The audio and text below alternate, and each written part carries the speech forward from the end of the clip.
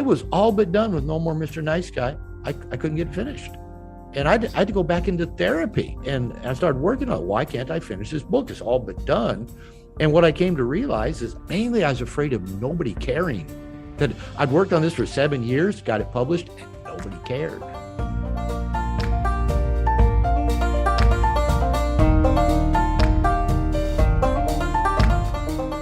Welcome to The Book I Had to Write. This is the podcast where I talk to authors about their most compelling stories and why these journeys matter to anyone who wants to publish.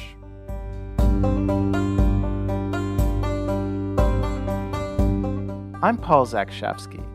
I'm a writer and book coach. In this episode, I talk with Dr. Robert Glover. Robert is best known as a men's coach and dating guru.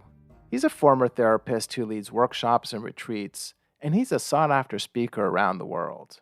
All of that springs from his 2003 book, No More Mr. Nice Guy, a proven plan for getting what you want in love, sex, and life. I first came across Robert and his work back in 2016. That's when I was on a journey to change some of my own relationship patterns. Robert has some great advice for those guys who tend to lose themselves in primary relationships. Instead, he counsels guys to create what he calls a great cake of a life. He says, pursue your passions, spend time with guys doing guy things, lean into challenge, exercise strenuously, and find some kind of spiritual practice. Robert's book has over 6,000 reviews on Amazon, and he's a great example of how a book can help you further your reach as an authority. As you'll hear, several years ago he used the platform of his book to create products and services. This allowed him to work remotely years before the pandemic. In addition to No More Mr. Nice Guy, Robert is also the author of a new book, Dating Essentials for Men.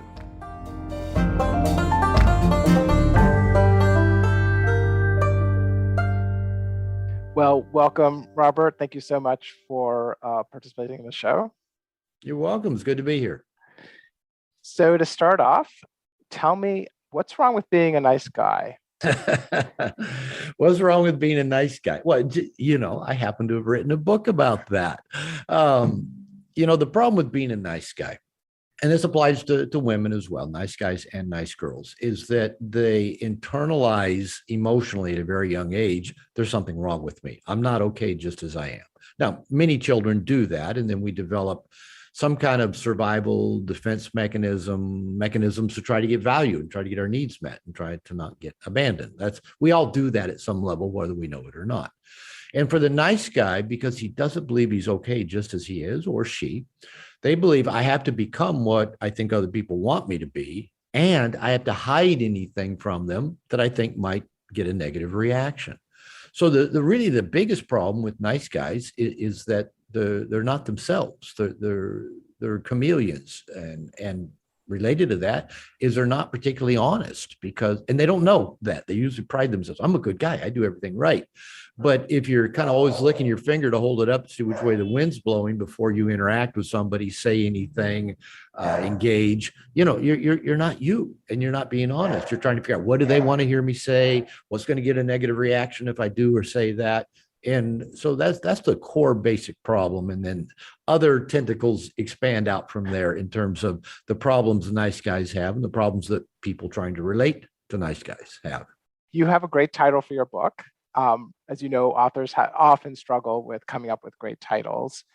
I'm wondering, when the book came out, did you get pushback against the title, or in subsequent years, have people pushed back with this title? Believe it or not, I think actually the book initially disappointed my publisher just a little bit, because I think they were hoping for that kind of pushback, that people would go, why is somebody writing a book teaching men to be not nice? There's already enough not nice men out there. And the beauty of the title, and it's kind of, to me, it's kind of interesting, is that when I first connected with my agent, who's been my agent now for over 20 years, he said, I think we should change the title. And I told him up front, non-negotiable. It's just got that iconic ring. Everybody sometime in their life has said, no more Mr. Nice Guy. I'm not putting up with this anymore. I'm changing my ways. I'm drawing a line. We've all done that. But also at the same time, like I said, there's that other side of it.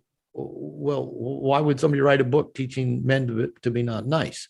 And my agent said, okay, all right. He's not a nice guy. He told me that up front, but he said, I will acquiesce to, it's non-negotiable. And it's funny because probably about 4 years ago, I dropped by his house in New York City to pick up a check because I was there to reread the Audible version of No More Mr. Nice Guy, because originally the publisher picked somebody else. And after a while I said, I want to change it. And so the same publisher came back and said, all right, we want you to read it. We want to keep you. We're going to give you a $75,000 advance to keep you. And we're going to give you $5,000 to come to New York and record it. And I thought, that's good stuff. I just wanted to have it redone. So I go to pick up the check at my agent's house, and he said, that was just such a brilliant title, to call it No More Mr. Nice Guy. And I didn't remind him, oh, you wanted to talk me out of it. I've heard you describe yourself or what you do as kind of anti-pickup. Can you say more about what you mean by that? Yeah, I'm not a fan of for those in the dating world, a pickup. Can you say what pickup is? Well, I can give you my version of it. Is basically men who've learned how to walk up to women, start conversations, and get phone numbers from them, teaching other men how to do the same. And there's a real immature emphasis in pickup. And it's usually about you're going to do something, that has a basis in psychology or evolutionary biology, that you're going to trigger a woman. Like you're going to say negative things about her so that she'll want to try to get your approval. Or you'll peacock, you'll wear some really crazy thing to get her attention and make her want to talk. Or you'll walk up and ask her a poll question. Who lies more, men or women? And it's a bunch of canned routines. And there's more than a couple of problems with pickup. And again, it's not so much that I'm against it or think it's terrible, but I think it preys into insecure men's, there's this magic bullet out there. There's this thing I can do that will make women magically want to be with me. And maybe the man has no social skills, maybe, social anxiety, maybe he never talks to anybody, but he thinks somehow that's going to get women to instantly like him. But there's an emphasis in the pickup community on the hot women. It's always about targeting the most attractive women. And so I tell men, I think walking across a room and talking to a woman just because she's hot is probably the worst possible reason to talk to a woman. I'd rather know, is she intelligent? Is she got a sense of humor? Is she funny? Is she generous? Is she kind? I'd rather know those things. Now, the other part of this that I'm not a fan of is I think it's invasive. I think to just walk up, I've got a client, I was just talking to him yesterday, and he was talking about his frustration of practicing pickup. And he's well-educated, has lots of money. And he said, the women here in this town are rude. I broke a set last night of 3 women, and I said, hey, can I take a picture of you? And they basically told me to get lost. And I said, I would have told you the same. You were being invasive. And, well, they're rude. They, should have more manners. I said, they didn't invite you over. They didn't say, hey, come join us. You interrupted them. And what I tell men, we're getting kind of way off on this thing, but, most women do not feel safe walking the planet. I think #MeToo movement is evidence of most women, many women have been done to in not very kind or loving ways. And so when a man just walks up to a woman out of the blue, and if she's attractive enough that happens to her a lot, she doesn't know what this guy's approaching her for. Is he a weirdo? Is he a Ted Bundy? Is he a serial killer? Is he, a wussy nice guy that's just going to talk her leg off for an hour? Is he, they don't know. They have no frigging clue what the intention is. And so, of course, they're going to put their guard up. I want to ask you about a couple other principles that you often talk about. You have a podcast that I liked a lot about fear of success. Why do nice guys struggle with fear of success? What is that, and what's that about? Okay, here's the deal. I got divorced in my late 40s, back around 2002. And I hadn't dated since college. I wasn't very good at back then. So I decided I wanted to learn how to date more effectively. And so I read some books. I read pickup stuff, and I thought, I don't like this. So I just worked at becoming a social animal, and I got good enough at really connecting with people, getting dates, having sex, that a lot of my clients said, Robert, teach us what you're doing. And I said, well, I'm not a dating guru. I'm not a dating coach, but I started sharing with them the principles that I was applying.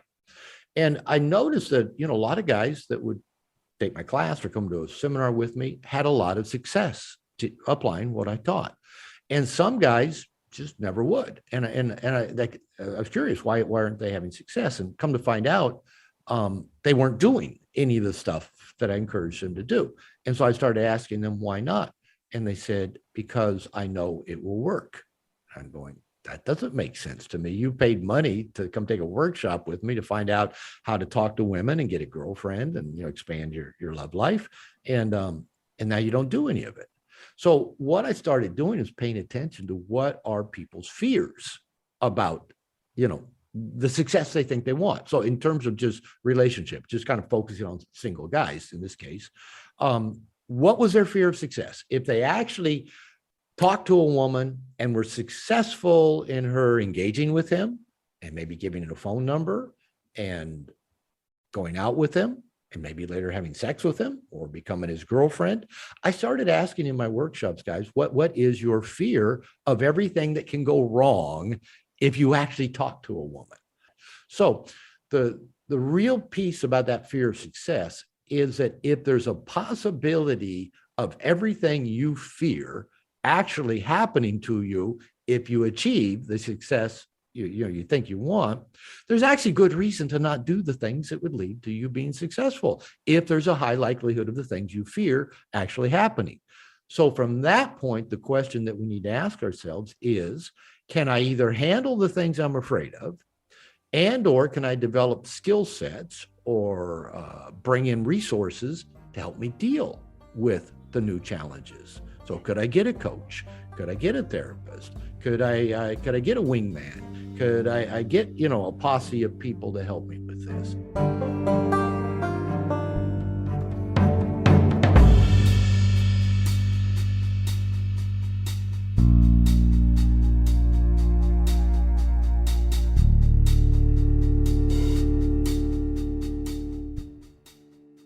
I love talking with people about how do you finish your book, all the way from how do you start writing it, how do you get it out of the drawer and, actually do something with it.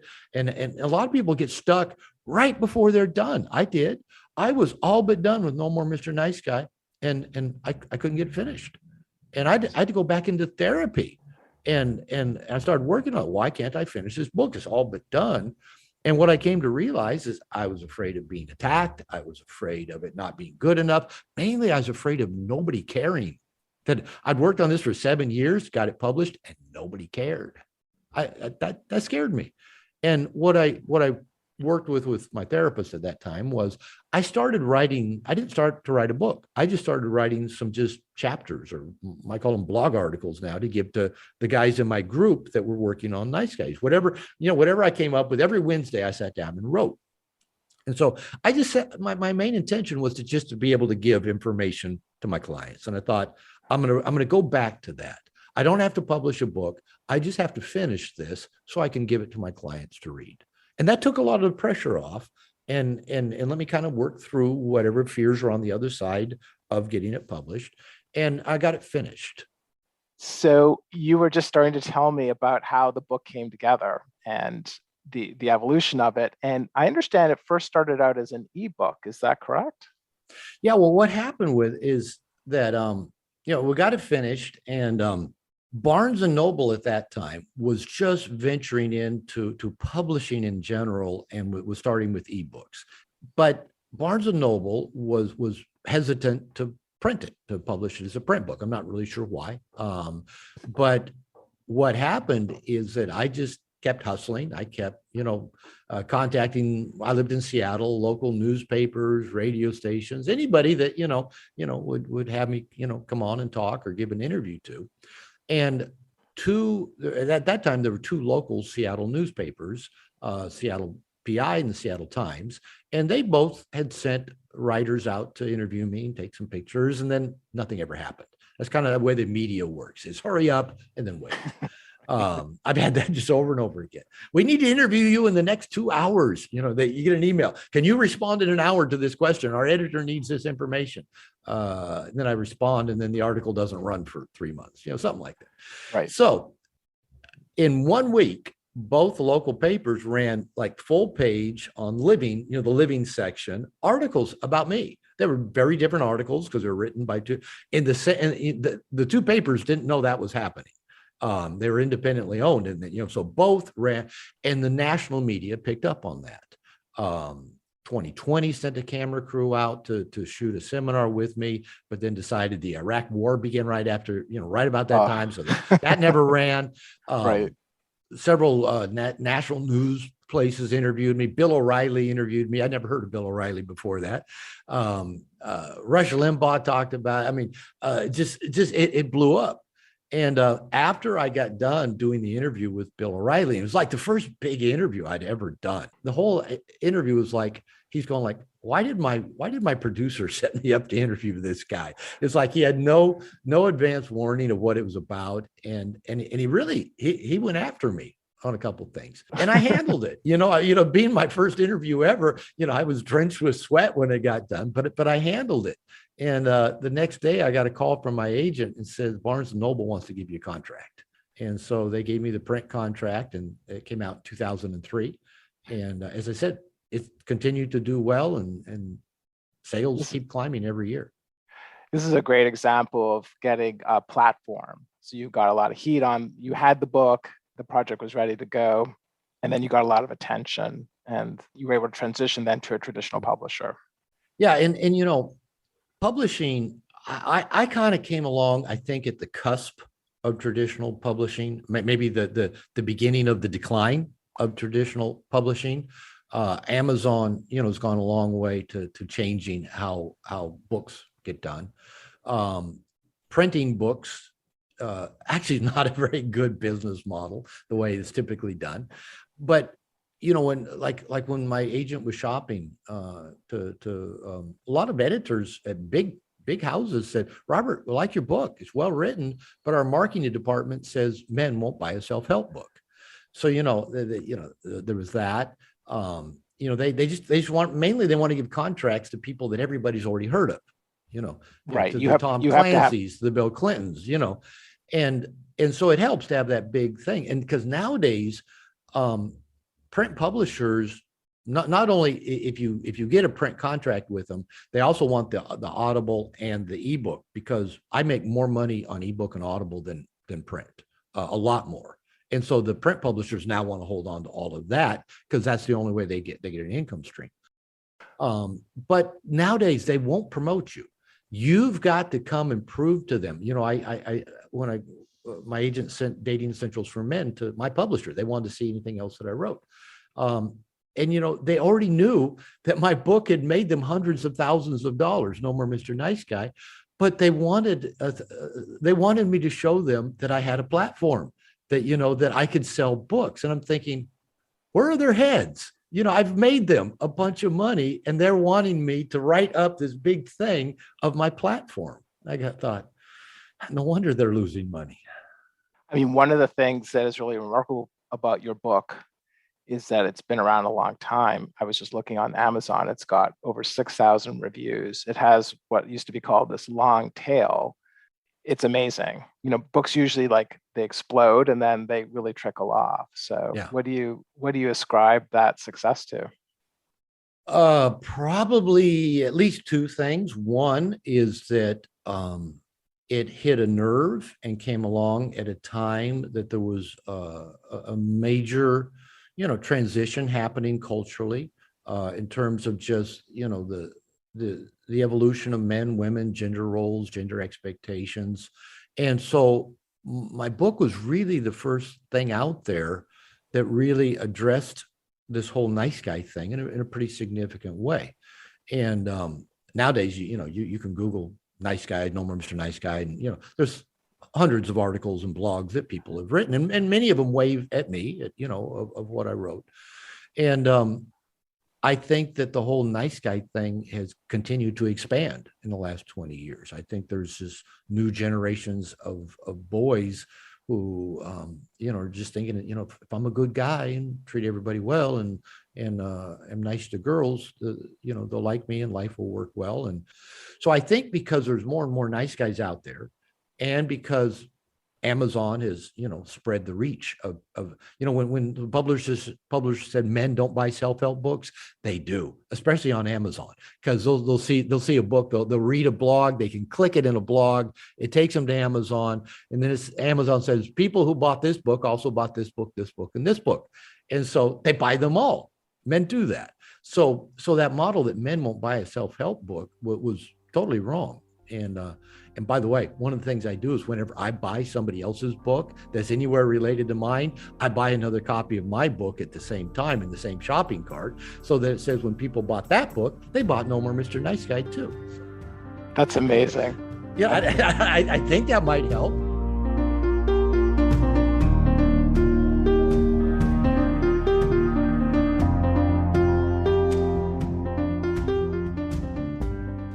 Were there any unexpected results that happened after the book came out? The biggest change in my life was that I was married when I wrote the book. And after I actually got the book contract, before it actually came out, I separated from my then wife, who I've been married to for 14 years. And so while I was in the process of my book coming out, I was also in the process of, becoming a divorced and then single guy. That's probably been the biggest change in my life, was, learning to be single, to live alone, to be on my own, to break a lot of my codependent patterns that I write about in No More Mr. Nice Guy. And so, but in terms of what the book has done, it, the royalty checks are nice.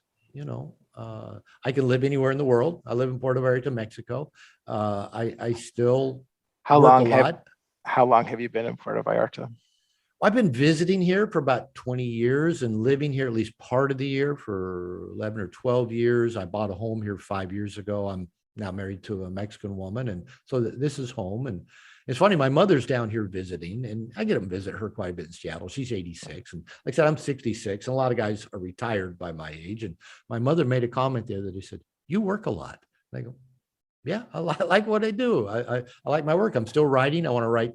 I made a commitment about 3 years ago to write 10 books in 10 years. I've gotten 2 done. I'm about 3/4 through another one.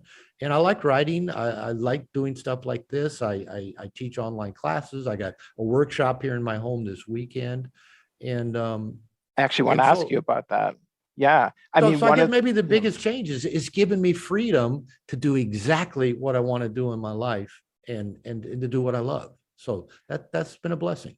Tell me more about that. So for listeners who may not know about your platform, as you mentioned, you teach workshops, you've got online courses. Tell me more about your offerings. Well, primarily I work with men. My training is in marriage and family therapy. I had a PhD in marriage and family therapy at 29. And for about 20 to 25 years, that was, how I made my living. Now, when the book came out, even before it came out, I'd really started honing in on men, especially working with them in groups. And so really, since the No More Mr. Nice Guy came out, my business has been almost all for men. Now, like I said, I discovered Puerto Vallarta, Mexico about 20 plus years ago. And living in rainy Seattle, it was just, the sun shines there a lot. And I thought I want to get there as much as I can. And at that time, internet was getting better in many places of the world. Skype, was out there. It was long before GoToMeeting or Zoom, but so I could start communicating with people that weren't sitting in my office. And in a way, I really became an online entrepreneur. I became an online marketer and a digital nomad before those terms ever came along. And for a therapist to do that, that was really bizarre. But having written the book really helped that. And so, I started creating online classes. I was doing a lot of workshops and seminars after the book came out. Maybe once a month I'd be traveling somewhere. And much as I like travel, that did get tiring and wasn't always lucrative. But I started teaching these online classes, and I realized, well, I can do this while I watch a baseball game on TV, and people can't come pay to do it online because by then the internet was becoming strong enough. People were trusting it. So I continue to do that. In fact, right now I'm in the process of converting all of my online courses to video. And that's been a really fun process. It's challenged me to grow more because I'm a writer, I want to write stuff. So now I'm doing stuff on video, and it's been highly popular to make that transition to creating the video lessons. So that's been fun and exciting. And I just finished 2 6-week virtual workshops that we met once a week for 3 hours. I have an in-person workshop covering pretty much the same material here in my home this weekend. What's that workshop called for people who might be interested in that information? I just call it a TPI, Total Personal Integration Workshop, is for men. And so basically Friday night, we'll get here, spend 3 hours, and I'll ask the guys, why are you here? Why'd you plunk down the money and travel to Puerto Vallarta to do this work? So I'll find out what's going on with them. I'll make notes. And then Saturday and Sunday, we'll just dive into those things, the things that, and it's usually similar issues as guys struggling in relationship, either trying to meet somebody or the relationship they're in isn't going well, or they're just going through a divorce. Work and career, we'll talk about their struggles with success.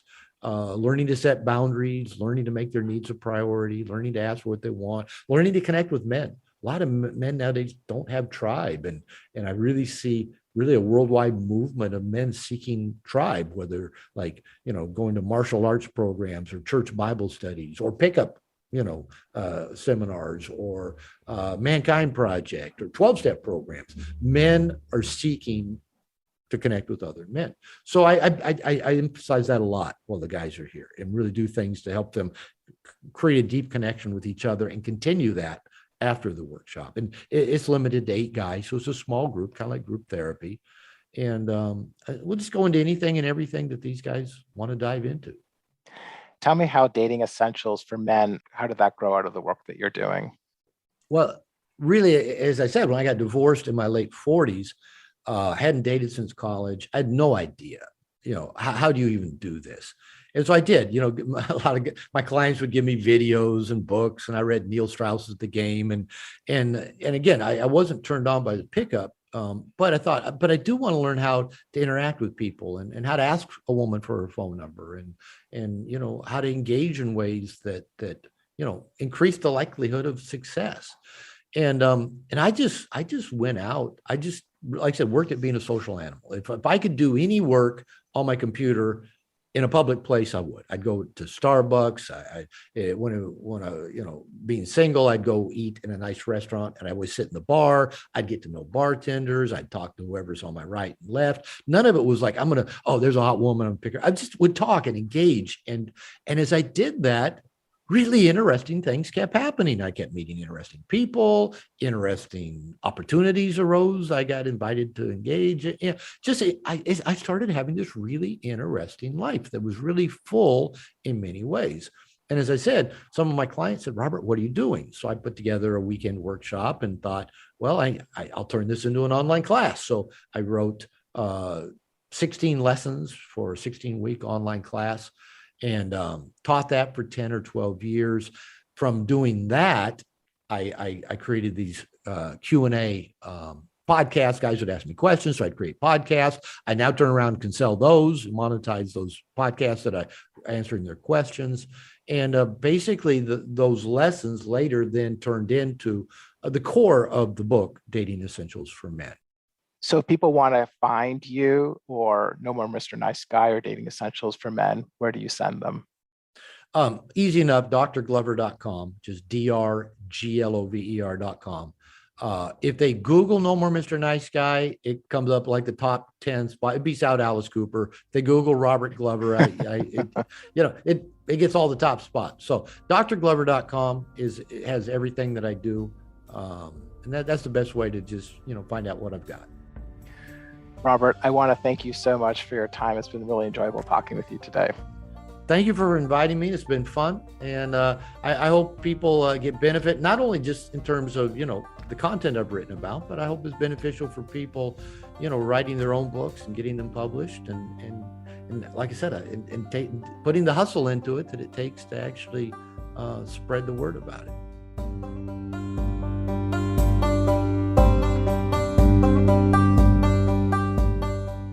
You've been listening to The Book I Had to Write.